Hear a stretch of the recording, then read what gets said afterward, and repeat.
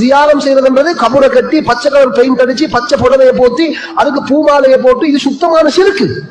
ரசூல கபருக்கு மேல கட்ட வானாண்டாங்க, கபரை பெயிண்ட் பண்ண வானாண்டாங்க. மிக தெளிவாக இருக்குது. லா துஜஸ்ஸிஸுல் குபூர், கபருக்கு பெயிண்ட் பூச வானம், கபர் அலங்கரிக்க வானம். இப்படி தெளிவான ஆதாரங்கள் எல்லாம் இருக்குது.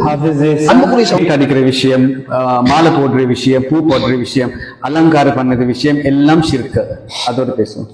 நஹ்மதுஹு வ நுஸல்லி வ நுஸல்லிமு அலா ரசூலிஹில் கரீம். எனக்கு விளங்குற மாதிரி இவரோட பேரை நம்ம போட்டு யாரோ இருந்தாலும் பேச போக்கில் அப்பியரன்ஸ் வந்து ஒரு மௌலவி மாதிரி விளங்குது. ஆனால் இவரோட பேச்சு கேட்க போக்கில் மௌலவி இல்லைன்னு தான் விளங்குது. நாட் ஓன்லி மௌலவி, ஒரு ஸ்டூடெண்ட்டும் இல்லைன்னு தான் விளங்குது. காரணம் என்னன்னு கேட்க, இவர் எப்படி சொல்லியிருக்க வேணும், நீங்கள் பெயிண்ட் அடிக்கிறது இது கூடாது, நீங்க ஃபிளாக் போடுறது கூடாது, மாலை போடுறது கூடாது, அது சொன்னா சரி.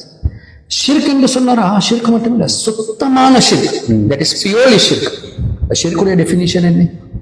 அல்லாஹ்வுடைய ஜாத்துக்கும் அல்லாஹ்வுடைய சிஃபாத்துக்கும் யாராவது இணை வைக்கிறது, டு மேக் ஈக்குவல் டு அல்லாஹ், அப்படி ஈக்குவேட் பண்றது. இப்ப ஒரு கபரை பெயிண்ட் அடிச்சா இது ஷிர்க் என்று சொன்னா அல்லாஹ்க்கு கபர் இருக்கா? அல்லாஹ்ட கபர்ல பெயிண்ட் அடிக்கிறோமா? எப்படி சுத்தமா ஷிர்க் என்று சொன்னார்? மாலையை போட்டா இல்லாட்டி ஒரு சாதர் ஒரு க்ளோத்தை போட்டா ஷிர்க் என்று சொல்றது அல்லாஹ்வுடைய கபர்ல க்ளோத் போடுறோம்?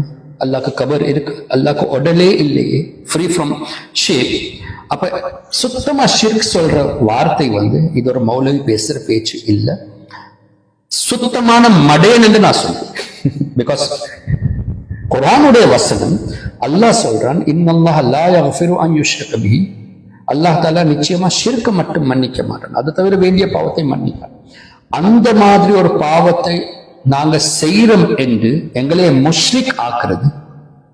அப்ப குர்ஆனுக்கு மாற்றமா போராட்டனே ஷிர்க் இல்லாத விஷயத்துக்கு ஷிர்க் என்று சொல்லி எங்களையே முஷ்ரிக் ஆக்கி, நீங்க சொல்லுங்க இன் லைட் ஆஃப் தி ஹதீஸ் அகைன், ஒருத்தருக்கு நாங்க பார்த்துட்டு காஃபிர் என்று சொல்லிட்டோம், அவர் இன் ரியாலிட்டி காஃபிர் இல்லாட்டி என்ன நடக்கும்?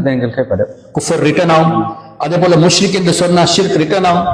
இவர்கிட்ட நாங்க கேட்க வேணும், ஹசரத் அவர்கள், நீங்க ஷிர்க் இல்லாத சப்ஜெக்ட் ஷிர்க் என்று சொல்லிட்டு செய்யறவங்களை முஷ்ரிக் என்று சொல்லிட்டு இப்ப உங்களோட நிலைமை என்னன்னு நீங்களே குர்ஆன் ஹதீஸ் மூலமா பார்த்துக்கொள்ளுங்க. இப்ப வரும் மற்ற விஷயத்துக்கு.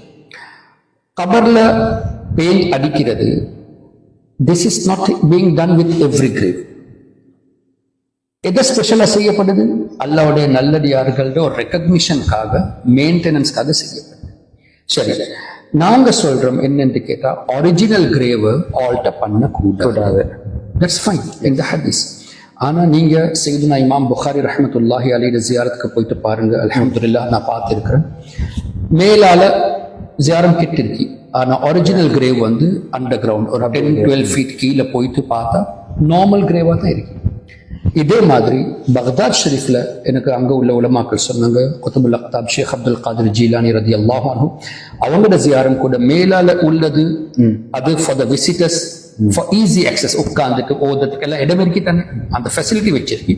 ஆனா ஒரிஜினல் கிரேவ் வந்து ஃபியூ ஃபீட் கீழே நார்மலா தான் இருக்கு.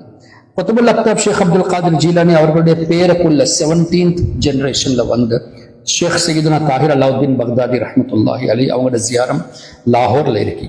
நான் ஒரு கிட்டத்தட்ட 30 வருஷத்துக்கு போது அங்க போனேன். அங்க கூட நான் ஜியாரத்தை பார்க்க போக்கல எனக்கு அங்க உள்ள ஹாதிம் சொன்னாங்க, நாங்க எல்லாத்துக்கும் கூட்டி போறது இல்லை, உங்களே நாங்க கீழே கூட்டி போறோம். நான் பார்த்தேன், ஆச்சரியப்பட்டேன், என்னன்னு கீழே போயிட்டு பார்த்தா original grave as it is. இதே போல ஹாஜா மொயினுத்தீன் சிஷ்தி ரஹ்மத்துல்லாஹி அவங்களோட கிரேவ் கூட original as it is.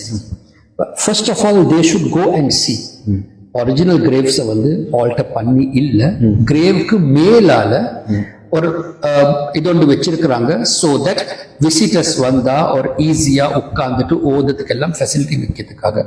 So this is another accusation. சரி, இதெல்லாம் ஒரு பக்கத்துல வைப்போம். டெஃபினெட்லி இவர் இப்னு தைமியாவை ஃபாலோ பண்றவரா இருப்பார்.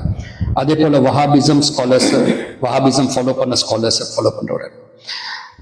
தேவபந்தி உலமாக்கள் அஷ்ரஃப் அலி தான்வி, ரஷீத் அஹமத் கங்கோஹி, காசிம் நானோத்வி, கலீல் அஹமத் அம்பேத்வி, இவர்களுடைய ஷேக் அவருடைய யாரோட டீச்சிங்ஸ் இவங்க எடுத்தாங்களோ, இஸ்மாயில் தஹல்வி. இஸ்மாயில் தஹல்வி தான் கிதாபு தௌஹீத் எழுன இப்னு அப்துல் வஹாப் நஜ்தியுடைய அந்த கிதாபு தௌஹீதை சமரைஸ் பண்ணிட்டு இண்டோ பாக் சப் கான்டினென்ட்ல அங்க உள்ள லாங்குவேஜ்ல ப்ரொபகேட் பண்றாரு. இஸ்மாயில் தெஹல்வியோட கிரேவ பாருங்க, அது as it is இருக்கு, அது கான்கிரீட் ஆயிருக்கு. எங்கட அல்லாஹ்வுடைய நல்லடியார்கள் நாங்க எங்க போறோமோ அவங்களோட ஒரிஜினல் கிரேவ் ஆல்ரெடி இல்ல, மேலாடுதான் இது செஞ்சிருக்கு. ஆனா இஸ்மாயில் தெஹல்வியோட கிரேவ பாருங்க, சரி இஸ்மாயில் தெஹ்லவி யாருன்னு தெரியாம இருக்கிறது சொல்றதுக்கு இருப்பாங்க தானே ஆட்கள், அவர் யாருன்னு எங்களுக்கு தெரியும். இப்னு தைமியாவை தெரியும் தானே, அவரோட கிரேவ போயிட்டு சிரியால போயிட்டு பாருங்க, அதுவும் ஃபுல் கான்கிரீட் தானே. அப்ப குத்துபு நாயகத்துக்கிட்ட போறவர், ஷேக் உஸ்மான் அப்பா கிட்ட போறவர், ஹாஜா மொயினுদ্দিন சிஷ்டி கிட்ட போறவர், நாகூர் ஷரீஃப்ல போறவர் பார்த்துட்டு நீங்க கிரேவ் வர்ஷிப்பர் என்று சொல்லிங்க, நீங்க இது நாங்க ஹராம், சரி இது ஹராமா இருந்தாலும் ஷிர்க் இல்ல தானே. ஆனா இது ஹராமும் இல்லையே, ஒரிஜினல் கிரேவ் ஆல்ட்ட பண்ணல. இப்னு தைமியாவே பச்சை ஹராம் தானே நடக்குது. அந்த கிரேவ நீங்க எடுக்கிறீங்க இல்ல, இஸ்மாயில் தெஹல்வியோட கிரேவ் எதுக்கு எடுக்கிறீங்க இல்ல. So this is again misguiding people and protecting their own scholars. So இன்ஷால்லா ஹஜ்ரத் அவங்களே நீங்க பாக்குறீங்கன்னா கொஞ்சம் அந்த பார்வை கொஞ்சம் பாருங்க, இந்த இப்னு தைமியாட கபரு பத்தியும் இஸ்மாயில் தெஹ்லவி கபரு பத்தியும்.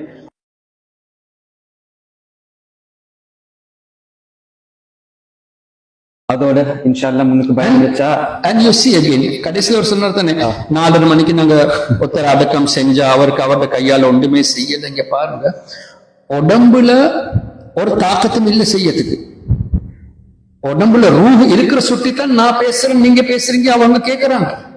Because the ruh is connected to the body.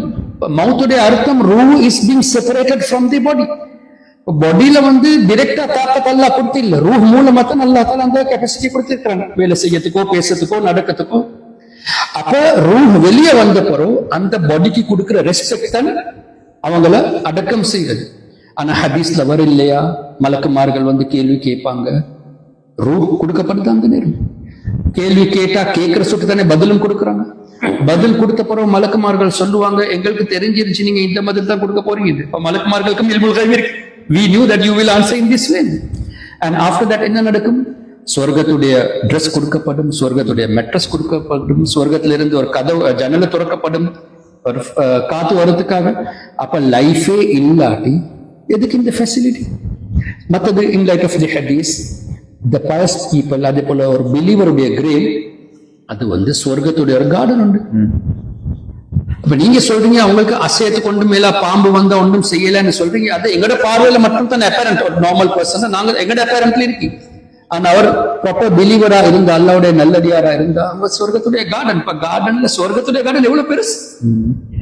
ஹதீஸ் ஷரீஃப்ல வர இல்லையா, கடைசியா சொர்க்கத்துல நுழையிற ஒரு ஆளை பத்தி நபிகள் நாயகம் ஸல்லல்லாஹு அலைஹி வஸல்லம் சொல்றாங்க. எப்படி சொல்றாங்க? ஐ ரெகக்னைஸ் தட் பர்சன். யாருன்னு தெரியும், கடைசியில நரகத்திலிருந்து வாரவர் யாருன்னு எனக்கு தெரியும். அவரோட சம்பவம் நீட்டமா ஹதீஸ் இருக்கு. அல்லாஹ் தாலா சொல்லுவான் தானே, உனக்கு இந்த பேலஸ் ஓண்ட இதே போல 10 மடங்கு. சொர்க்கமே பெருசு, பேலஸே பெருசு, அதோட 10 மடங்கு பெருசு. அப்ப ஒரு குறையான ஒரு ரேங்க்ல ஆக குறையா உள்ள சொர்க்கவாதிக்கு இவ்வளவு பெரிய இடமா இருந்தா, அந்த கபர்ல வாழ்ற சொர்க்கத்துடைய கார்டன்ல வாழ்ற நல்லடியார்களுக்கு அந்த இடம் எவ்வளவு பெருசா இருக்கு. So how can you say this is a very small place? So இது ஹதீஸ படிச்சுட்டு ஹதீஸ்க்கு மாற்றமா பேசுறாங்க இல்லையா, அதுதான் சொன்னேன், சுத்த மடத்தனம் உண்டு. இது மௌலை பேசுற பேச்சு இல்லை.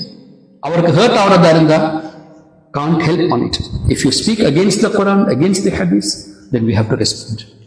அதோட பார்க்குற ஆட்கள் இந்த சம்பவம் பார்த்து உங்களோட பேரண்ட்ஸ் மார்கள், உம்மமார்கள், வாப்பமார்கள் கபர் வைக்கும், அது பேர் ஒன்றும் இது பண்ணுவானம், அது கிளீனா வைங்க, நல்லா மெயின்டைன் பண்ணுங்க, அது கொஞ்சம் ரெஸ்பெக்ட் பண்ணுங்க. அது உங்களோட இருக்கிற ஒரு கனெக்ஷன்